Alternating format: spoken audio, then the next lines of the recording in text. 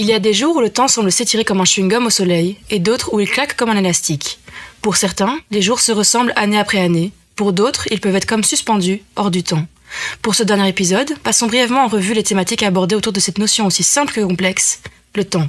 Comme premier axe de notre typologie, il y a le temps comme continuité. Par exemple, l'étudiant en stage. IL fait face d'un côté au temps académique d'une université gourmande de loyauté exclusive et d'engagement total, comme le formule causeur, et de l'autre côté au temps privé, à savoir la vie sociale, les besoins primaires, etc.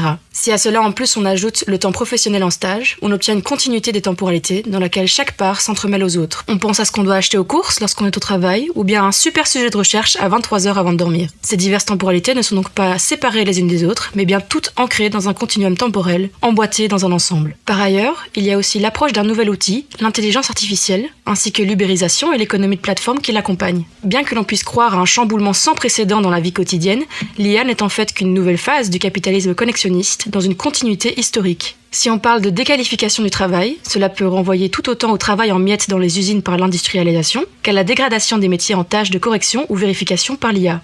Ces deux conséquences sont issues du même développement, le capitalisme, inscrit dans la continuité du temps depuis plusieurs siècles déjà. Le second axe est celui d'une temporalité plus brute, directe, celui de la rupture. Pour l'expliquer en termes concrets actuels, Trump en a un bon exemple. Il rompt avec le fonctionnement de la démocratie américaine par des décisions et prises de parole beaucoup plus fréquentes. Il agit rapidement, beaucoup plus que ce que les institutions doivent garantir pour une délibération juste. Comme le disaient Coste et Marel, il valorise l'urgence et les décisions rapides en opposition aux médiations institutionnelles. La vitesse devient donc une arme politique par la saturation de l'espace médiatique, empêchant les acteurs de suivre, pour reprendre les propos de Bannon. De plus, il a renforcé par une hausse drastique des budgets, l'Immigration and Custom Enforcement, une autre image claire de cette rupture temporelle.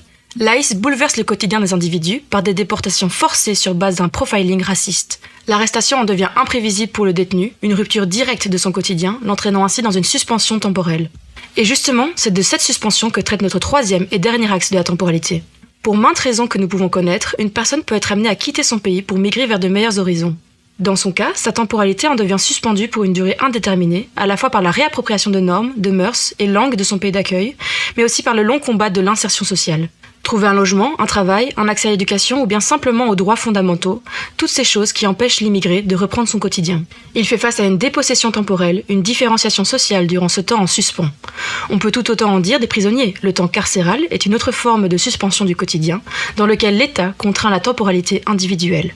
Bien que l'on aime croire au retour à la vie normale, une fois libéré comme dans le cas de Sarkozy, la prison est en réalité bien plus inégalitaire que ça.